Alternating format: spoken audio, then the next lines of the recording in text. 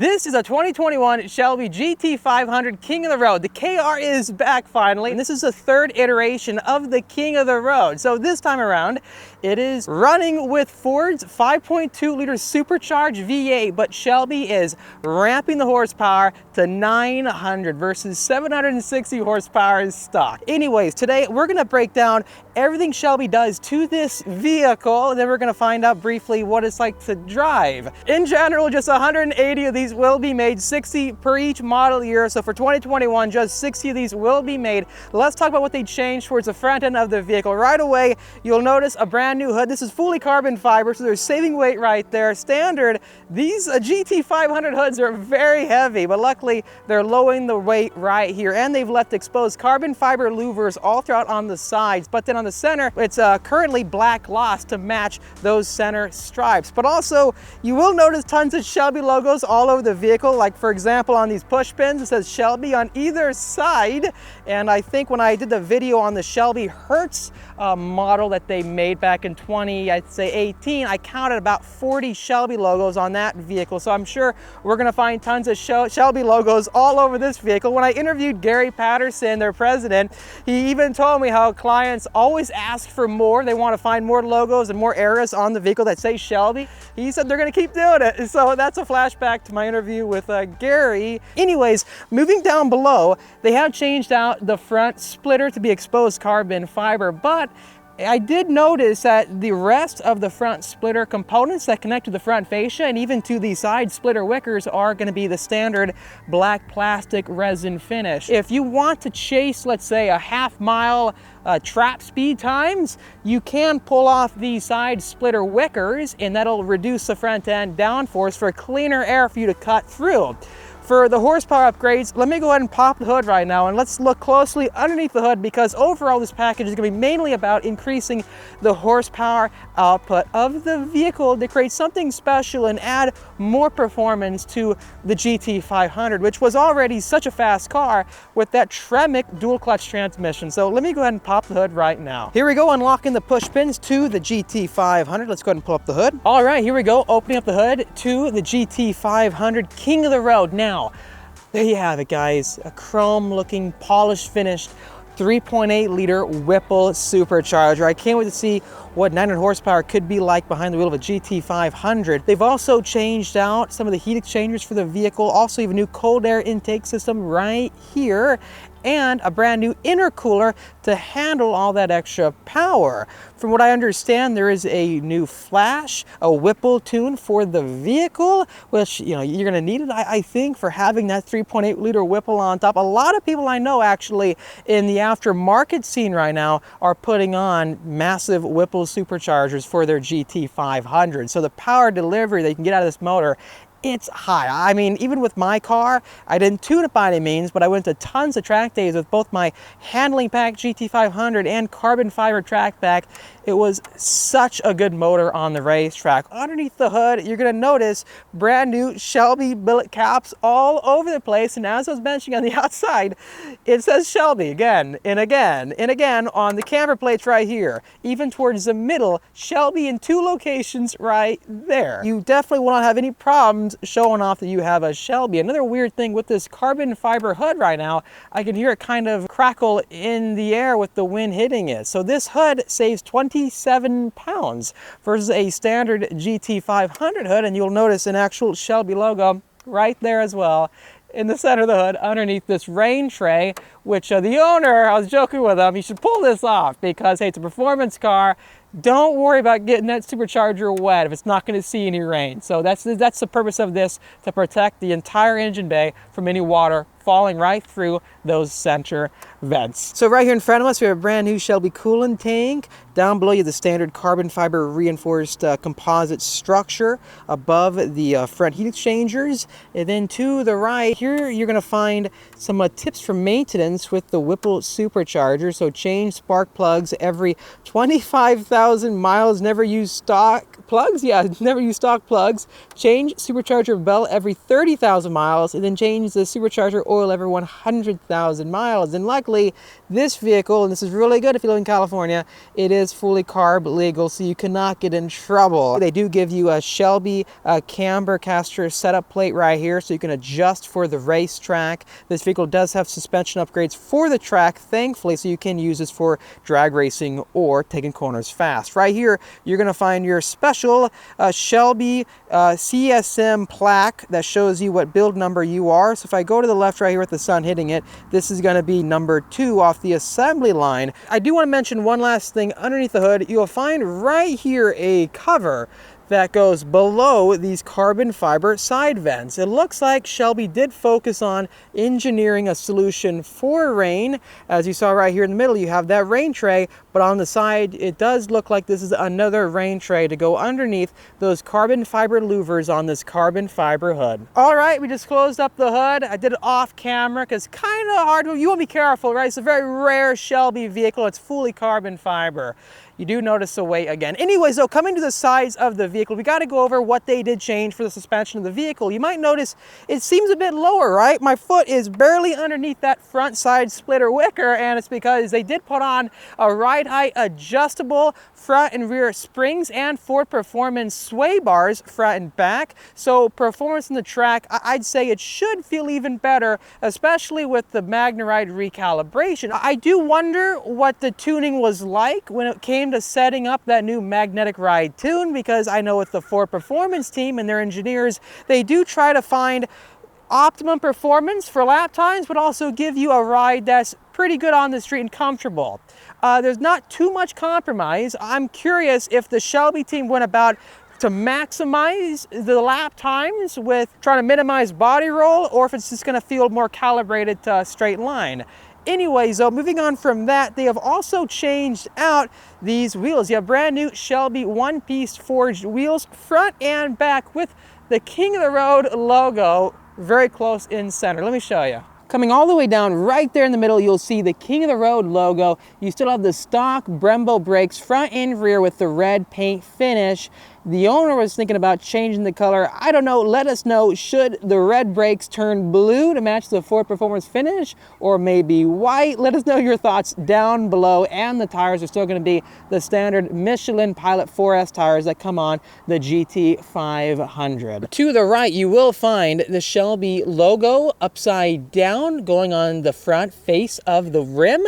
Then to the left, you'll find the American for Shelby American. Finally, here's the forged logo down below. I do like that GT500 King of the Road side stripe they do add on to the sides of the vehicle. Interestingly, you still have the standard plastic finish for the side splitter, but then walking all the way out back, look at this, a full exposed carbon fiber rear valence clip next to these Shelby by Borla exhausts out back. So as I was mentioning, walking to the rear of this King of the Road, you will notice as well up top another Shelby logo in the middle, but then you have a very tall gurney flap. This is really vertical, and compared to the stock gurney flap, I would say it might be even twice the height.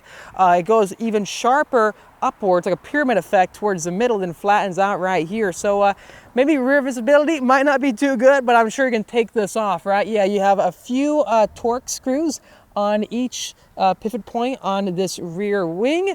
It should be good for the track like this, though. So I got to try to urge the owner, maybe she should take it out to the track sometime to find out how it drives. Lastly, though, I have found my first KR logo on the vehicle all the way out back, and it's got a red effect, and I guess that matches also the tail lights and the red stock Brembo brakes that you get with this vehicle. So getting inside the Shelby GT500 King of the Road, you're going to notice right away they do have brand new leather seat covers that say GT500 KR right there, and it kind of gives you this snake skin effect all around, yet they've kept the white or beige white finish all throughout the interior that goes with a stock GT500 from Ford Motor Company. Hopping inside gently, you have a brand new GT500 KR floor mat. And then to the left, look at this. So this comes standard in the GT500 when you take delivery from Shelby. It says, stop, attention, this is a high-performance Shelby vehicle. Before starting the vehicle, please turn the key and then wait for the gauges to cycle before continuing to start the engine. Once the engine has started, wait until the engine has reached a stable idle before touching the throttle. Don't rev beyond 2,000 RPM until the engine has reached normal operating temperature, and then go. This is very funny. And also look at this. It says, always put in 91 octane, and there's above a quarter tank of fuel. Allow tires to get warm before driving. Track driving requires high temp brake fluid and competition brake pads. Watch levels and make sure the pads are always good. After storing your vehicle, add fresh fuel before driving aggressively. Always double check air pressure in tires and all fluids. Enjoy your new Shelby, and we'll see you at events. I have never seen a vehicle that comes with something like this. Not even Porsches, Ferraris. I've never seen anything like this. So it's really cool, and it's a kind of a gimmicky, fun feature, I would say, that Shelby American has put into their vehicle to make it more fun once you take delivery. So I'm gonna gently put it back here because this is a collector's item. Then behind the wheel, obviously, you have the rest of the standard GT500 interior. You have my Raptor over there, which actually shares the same block, a 5.2 liter supercharged V8. And here is another CSM plaque saying number 2, and then here's the original chassis number off the Ford assembly line. If you didn't know this is actually going to be a package you can add on to your Ford Shelby GT500 from model years 2020, 2021, and 2022. That is how they get to the cumulative number of 180 total units and 60 per each one of those years. Altogether, out the door, this build is around $170,000, including the $55,000 starting price for the GT500 KR. And then behind me, the owner has added in an upgraded $4,000 harness bar. So if you want to put in harnesses, hey, this is what you got to get. Let's go ahead and start up the vehicle and see what it's like.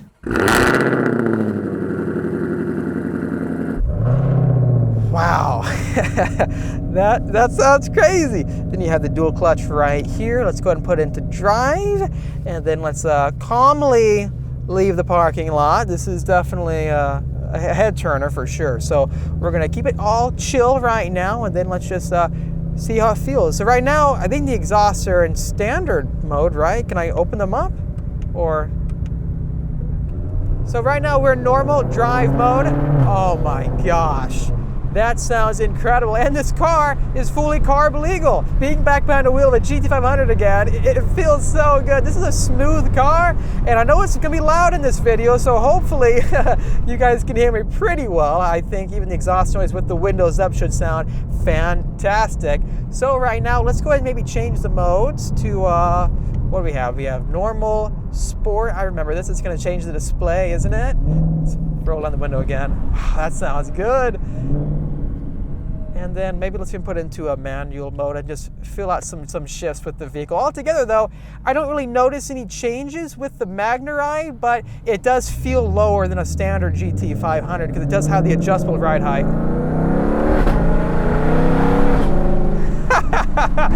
Oh my gosh, that sounds so good. We're not going to find cars like this anymore. And to the right, there's a Lamborghini Aventador. I'm not sure what model it is, but if I kind of slow down, maybe he can look at it. Let's give him a rev.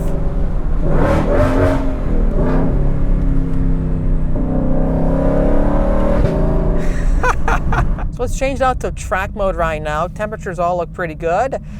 Leaving traction control turned on. There's no need to change anything up. We're on the street, just trying to share what the performance is like. But overall, it feels... I think we're making the SVJ or the Aventador owner back there very excited, maybe. I wonder whose is louder, but I think this might be faster with 900 horsepower. So let's feel what it's like. Wow. Yeah, that feels more powerful than a standard GT500. Oh my gosh. Okay, windows going up for a second. Guys, that feels faster than a standard GT500. Definitely, I'd say 100 more horsepower. It feels, wow. Gosh, it's just the instant torque and power you get out of that supercharged motor. Man, this is fun. Wow.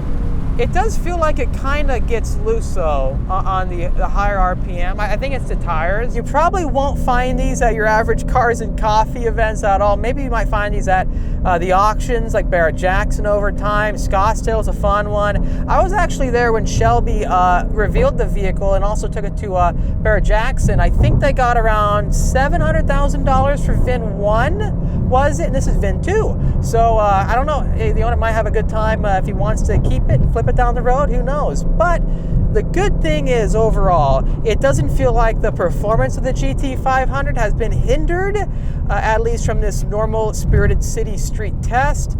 On the track, will it overheat with the upgraded power? I'm not sure. They did say again, you have new intercoolers, upgraded heat exchanger, so hopefully it'll handle the horsepower for non-stop laps, but that'll be something to find out down the road, and I'm very curious if we hear anything about that. And with the magnetic ride retune, like overall, it still feels similar to a stock GT500. I don't think you're going to notice any differences on the street. Maybe it feels a bit more firm, but we're in track mode right now, which stiffens up the suspension settings. So I can't really comment too much about that. Steering feel, everything else feels pretty much the same as a standard GT500, but with the newer springs and the lower suspension settings.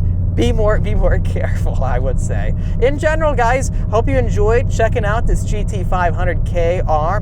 Major shout out to the owner for letting us share what it's like. If you enjoyed the video, hit the like button. It really does help us out, and subscribe. Hit the notification bell for more content coming out your way. I'll see all of you in the next episode.